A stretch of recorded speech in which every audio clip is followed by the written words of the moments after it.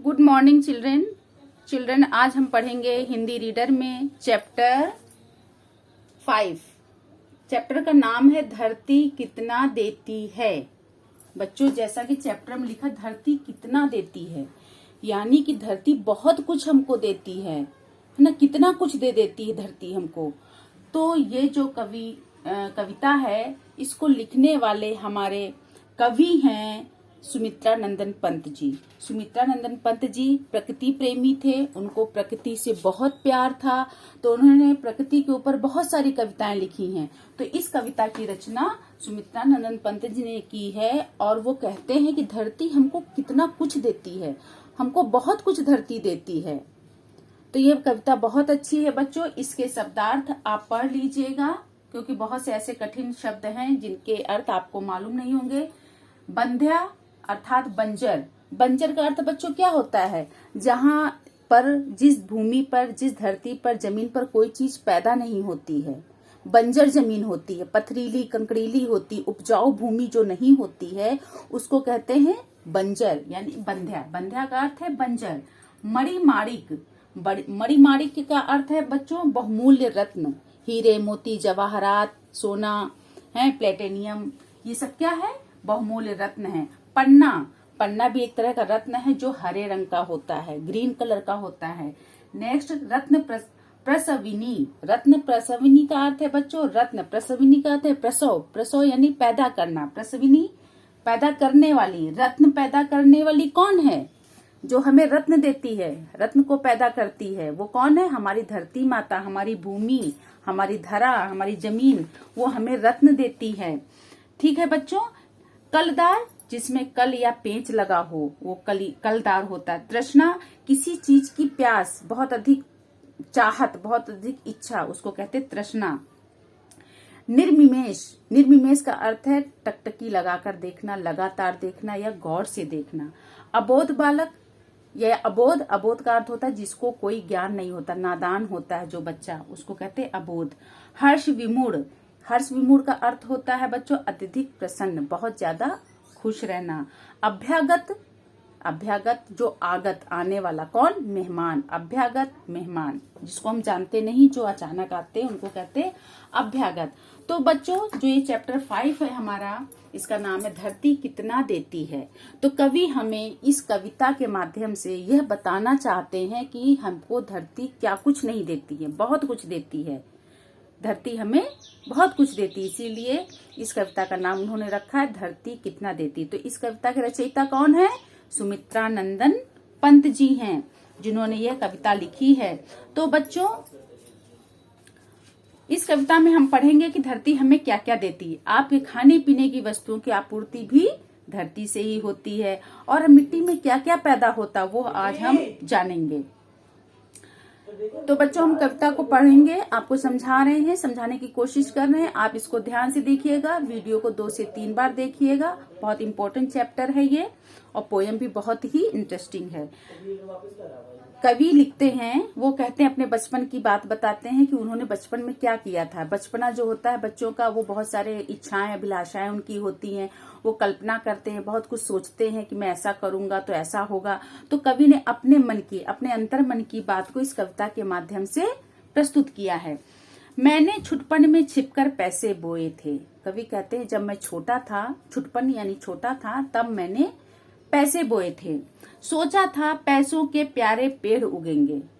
कवि कहते हैं कि वो मैंने सोचा था बचपन, जब मैं छोटा था, बचपन में मैंने सोचा था कि अगर मैं पैसे बो दूंगा तो पैसे के पेड़ उगेंगे, तो बहुत सारे पैसे हो जाएंगे हमारे पास।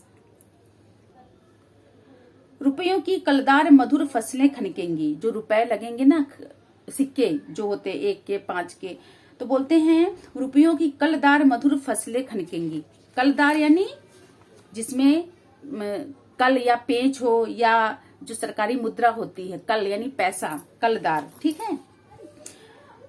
और फूल फूल कर मैं मोटा सेठ बनूंगा। कवि कहते हैं जब बहुत सारे पैसे लग जाएंगे, एक पैसा बोएंगे, जैसे कि उनका मानना था, उनका सोचना था कि जब एक बीज डालते तो बहुत सारे बीज पैदा होते हैं, तो अगर एक सिक्का बोएंगे तो बहुत सिक्के पैदा होंगे।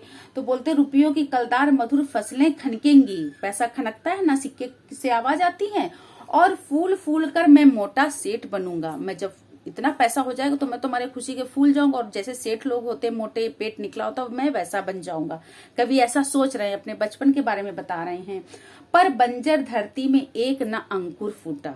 कवि कहते हैं जो धरती थी वो बंजर थी, उसमें एक भी अंकुर नहीं फूटा, पैसे का अंकुर नहीं लगा। बंध्या मिट्टी ने एक भी न पैसा उगला।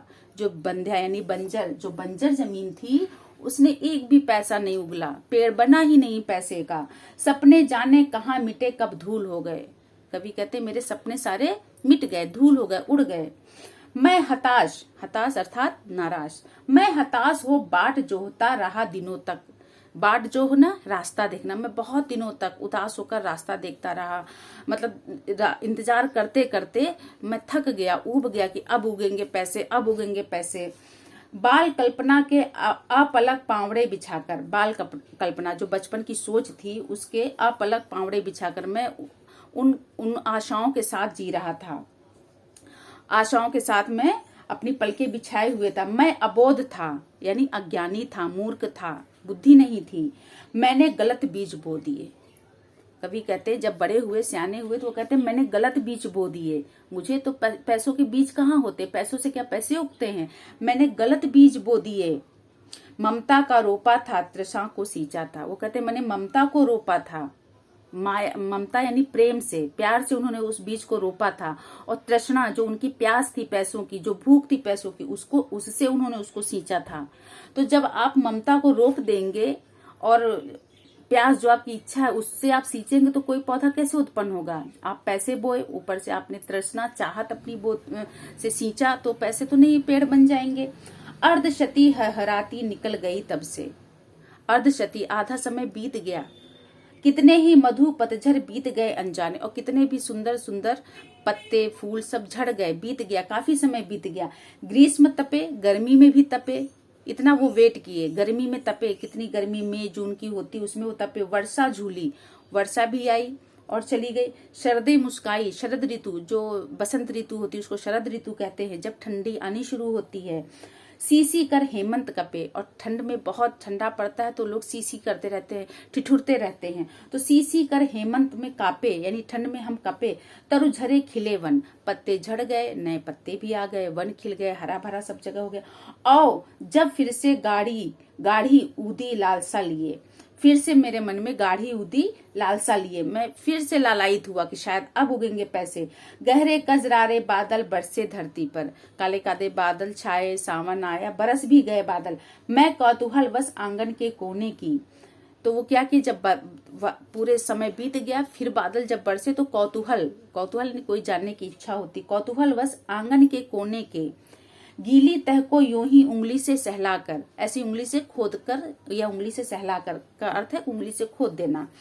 बीज सेम के दबा दिए मिट्टी के नीचे। जब वो पैसे उगाए, पैसे नहीं उगे, बहुत इंतजार किया, साल बीत गया, एक भी अंकुर नहीं फूटा। तो उन्होंने क्या किया, जब बारिश आई, बादल छटे बरसे, तो उन्होंने अपने आंगन के कोने में उंगली से खोदकर एक बीज डाल दिया। गीली तह को यूं ही उंगली से सहलाकर बीज सेम के दबा दिए मिट्टी के नीचे। मैंने जो बीज सेम का जो बीज था उसको मिट्टी के नीचे दबा दिया। भूखे अंचल में मणिमाणिक बांध दिए हूँ, और ऐसा महसूस किया जैसे मैंने धरती के आंचल में सोना चांदी हीरा मोती लगा दिया हूँ। मणिमाणिक का अर्थ है बच्चों बहुमूल्य रत्न, मैंने लगा दिए हूँ। मैं फिर भूल गया इस छोटी सी घटना को, और ये ऐसा करने के बाद वो भूल गए कि मैंने कोई आंगन में कुछ बीज मैंने आंगन में डाले थे। और बात भी क्या थी, जिसे रखता मन, और ऐसी कोई बात भी नहीं थी कि मैं उसको याद रखता। हम तो ऐसे बैठे थे, उंगली से खोद दी और वहां 2-4 बीज डाल दिए और भूल गए।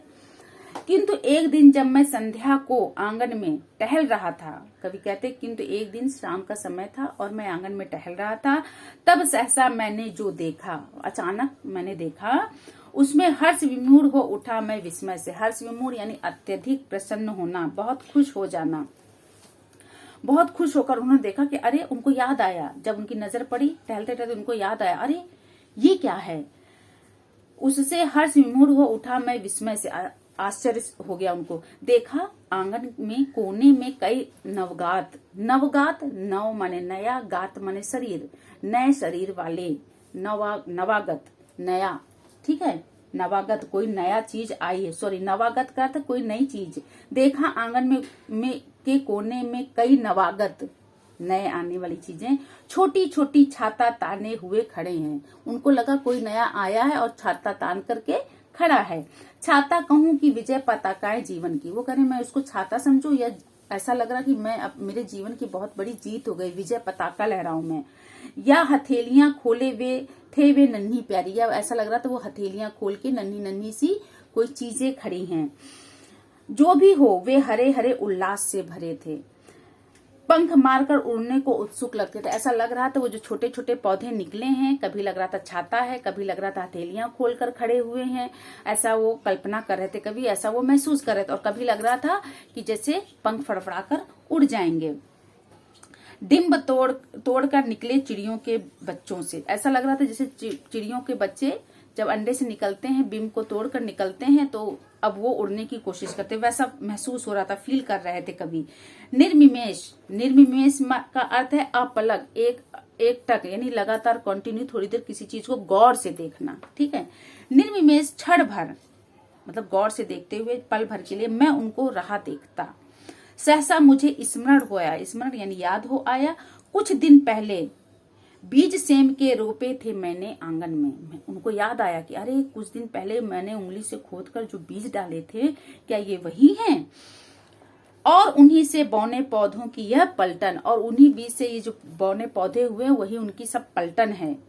मेरी आंखों के सम्मुख अब खड़ी गर्व से, अब उनको गर्व महसूस हुआ कवि को। नन्हे नाटे पैर पटक बढ़ती जाती है, नन्हे नाटे पैर पटक, वो छोटे छोटे से जो है ऐसा लग रहा पैर पटक पटक कर अब धीरे धीरे बड़े होते जा रहे हैं। तब से उनको रहा देखता धीरे धीरे, जब कवि ने देख लिया तो फिर वो क्या किए, धीरे धीरे प्रतिदिन उनको वो देखते थे कि अब कितना बढ़े, अब कितना बढ़े, अब कितना बढ़े। तब से उनको रहा देखता धीरे धीरे, अनगिनत पत्तों से लद भर गई झाड़ियां, और धीरे धीरे कई सारे पत्ते निकल गए जिनको गिनती नहीं कर सकते, यानी बहुत सारे पत्ते निकल आए। ओह समय पर उनमें कितनी फलियां आई, और जब समय आया उन्होंने जो बीज डाले और जब सीजन आया, समय आया, तो उसमें बहुत सारी फलियां निकल गईं। किसमें? सीम का जो उन्होंने बीज डाला था। कितनी सारी फलियां, कितनी प्यारी फलियां, कहते बहुत सारी फलियां प्यारी प्यारी सी निकल आई। पतली चौड़ी फलियां, कोई पतली हैं कोई चौड़ी हैं, उफ उनकी क्या गिनती, मैं उनकी क्या गिनती करूं, कोई चौड़ी हैं कोई पतली हैं, कोई थोड़ा मोटी हैं कोई छोटी हैं, प्यारी प्यारी सी। लंबी चौड़ी अंगुलियां सी नन्ही नन्ही, कोई लंबी है कोई अंगुलियों सी लंबी है, कोई थोड़ा चौड़ी है, नन्ही नन्ही सी प्यारी प्यारी सी। तलवारों सी, और तलवारों सी भी हैं, जैसे तलवार को देखें आप थोड़ी सी तिरछी टाइप की होती है, तलवारों सी। पन्ने के प्यारे हारों सी, पन्ना जो होता है हरे रंग का एक मोती होता है, तो कवि कह रहे हैं पन्ने के प्यारे हारों सी, जैसे लगता है पन्ने का हार बना हुआ हो गोल गोल, उसके अंदर के जो दाने हरे हरे दिख रहे थे उनको ऐसा लग रहा था एक हार सा बन गया है उन फलियों का, और वो भी हरे रंग के पन्ने का। झूठ न समझें चंद्रकलाओं सी नित बढ़ती, वो कहते हैं कवि कह रहे हैं कि इसको झूठ न समझे। चंद्रकला जैसे पूर्णमासी का चांद नित्य प्रतिदिन बढ़ता, चंद्रकला उसको कहते हैं, चंद्रमा जो कलाएं करता, पूर्णमासी का चांद दिन पर दिन बढ़ता है, तो कह रहे हैं झूठ इसको न समझे। चंद्रकलाओं सी नित बढ़ती, वो डेली बढ़ती थी वो कलियां फलियां। सच्चे मोती की लड़ियों सी ढेर ढेर खिली, वो डेली खिलती जा रही थी, बढ़ती जा रही थी, जैसे लगता था सच्चे मोती बढ़ रहे हों। झुंड झुंड झिलमिल कर कचपचियां तारों सी, झुंड झुंड में क्या होता है, सेम के जो गुच्छे होते, एक गुच्छे में बहुत सारी सेम लगी होती, एक गुच्छा इधर एक गुच्छा इधर एक गुच्छा इधर, तो बोले झुंड झुंड में वो लगी हुई थी। आह इतनी फलियां टूटी जाड़ों भर खाई, वो कवि कह रहे हैं इतनी सारी फलियां लगी सेम की कि मैंने जाड़े भर खाई। सुबह शाम वे घर घर पकी पड़ोस पास के, और सुबह शाम अड़ोस पड़ोस में भी कवि ने उनको बांटा, सबने खाई, कभी किसी को यहाँ सुबह दे दिए, कभी किसी बच्चों। सेम का बीज जो होता है बेल की तरह बढ़ता जाता है ना, उसमें कई गुच्छों में सेम होती है, तो कवि कह रहे हैं हमारे पड़ोसियों ने भी खाया। जाने अनजाने सब लोगों में बंटवाई, जाने अनजाने मतलब गिनती नहीं किनको किनको, बहुत सारे लोगों को सेम की फलियां बांटी। बंधु बांधवों यानी हमारे रिश्तेदार, हमारे भाई बंधुओं ने खाई, मित्रों ने खाई, अभ्यागत यानी मेहमानों ने भी खाई, मंगतों में, और मांगने वाले जो है उनको भी दिया। यानी इतनी ज्यादा फलियां पैदा हुई, इतनी ज्यादा फलियां लगी कि इतने सारे पड़ोस ने, अनजाने लोगों ने, मांगने वालों को, भाई बंधुओं को, रिश्तेदारों को, नातेदारों को, मेहमानों को, सबको खिलाई। जी भर भर दिन रात मोहल्ले भर ने खाई। और ऐसा नहीं एक एक बार, जी भर के, जिसकी जितनी मर्जी, सब में दूसरे दिन सेम बन रही, चौथे दिन सेम की सब्जी बन रही है, तो वो सबने खाई, जी भर के खाई। यह धरती कितना देती है, यह धरती कितना देती है। थोड़े से बीज डाले, हजारों लोगों ने सब्जी खाई। तो कवि कहते ये धरती कितना देती है, धरती माता कितना देती है अपने प्यारे पुत्रों को। कवि का यह, इस पंक्ति में कवि का कहने का अर्थ है कि धरती माता कितना देती है भारतवासियों को, अपने प्यारे पुत्रों को। तो धरती में जो रह रहे हैं, सभी रह रहे हैं, तो इस दुनिया को धरती माता कितना देती है, बहुत देती है, बहुत बहुत देती है। नहीं समझ पाया था मैं उसके महत्व को, मैं समझ नहीं पाया था धरती के महत्व को। बचपन में छी स्वार्थ लोभ वश पैसे बोकर, बोलते मैं स्वार्थी था, मैंने पैसे बो दिए थे कि पेड़ उगेंगे।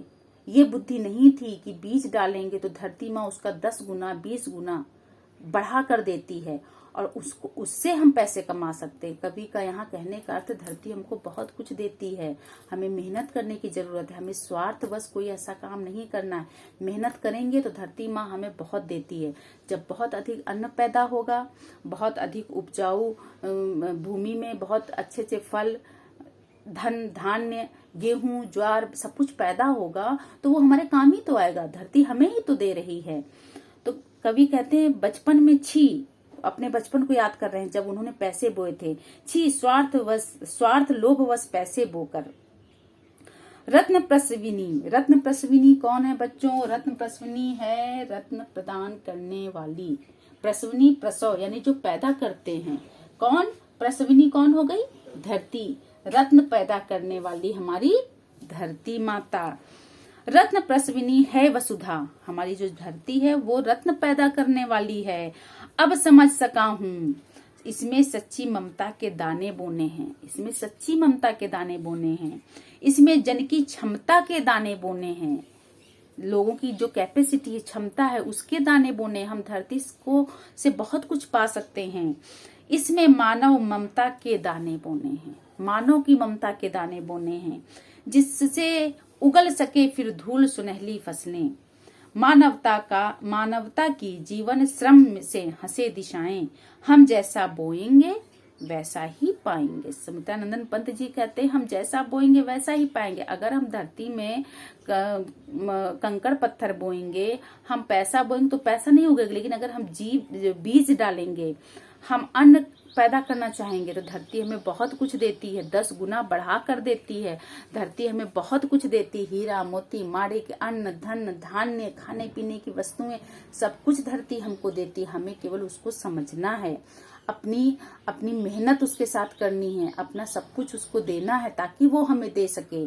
तो वही कवि कहना चाहते सुमित्रानंदन पंत जी कि धरती हमको बहुत कुछ देती है। धरती से हमें अनेक प्रकार की प्राकृतिक संपदाएं प्राप्त होती हैं। लकड़ी मिले आपको, सोना चांदी हीरा मोती मिले, खनिज पदार्थ मिले, ठीक है। तो धरती में बहुत कुछ देती है बच्चों। मानवता, प्रेम, सौहार्दपूर्ण भाव से किए गए कार्य का फल वैसा ही मिलता है। अगर हम इंसानियत हमारे अंदर है, हम प्रेम पूर्वक, श्रद्धा से, पूरी ईमानदारी से काम करेंगे तो हमें उसका फल अच्छा मिलेगा। कवि का कहने का अर्थ है निष्कपट भाव से, निश्चल भाव से हमें अपने जीवन को आगे बढ़ाना चाहिए।